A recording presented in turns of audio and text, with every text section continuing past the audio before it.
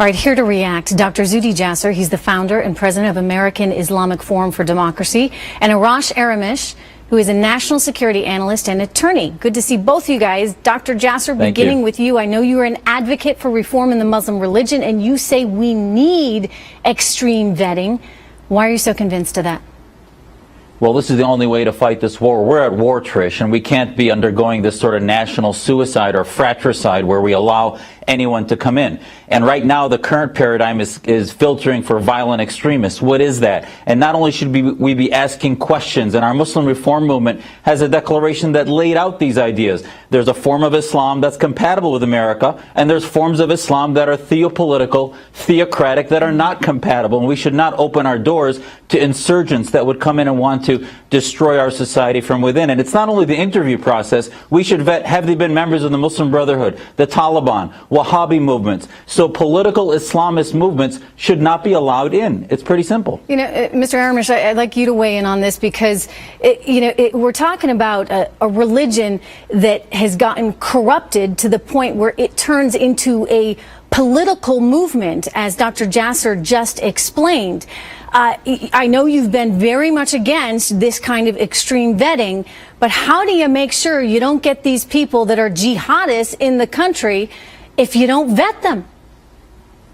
We denied 1,200 visas in 2004 alone, just based on suspicions of terrorism. Okay, so it's not as if everybody who applies for a visa, almost 10 million people a year who come to the U.S., come here without a single question being asked. Secondly, the burden of proof is always on the foreign national to make the case to seek entry into the United States.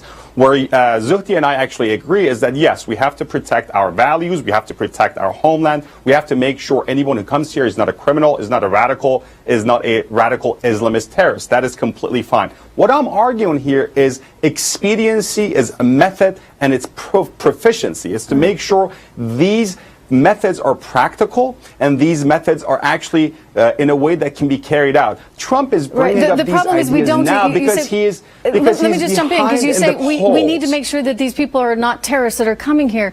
And yet, I don't know, Dr. Jasser, as we're doing that, because otherwise we wouldn't have seen what happened in San Bernardino actually happen. I mean, this woman came here and no one had any clue. He was not an immigrant, by the way. He was born here. He was not an immigrant. No, I'm talking about his wife. I'm talking about his wife who came here from Pakistan.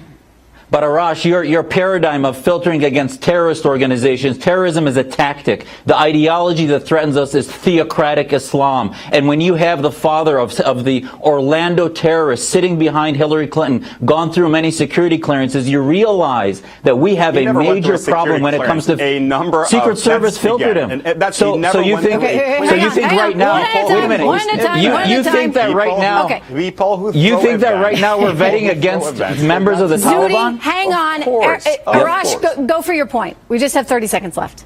Finish your thought. Okay, so here, again, I'm arguing practicality and I'm arguing feasibility.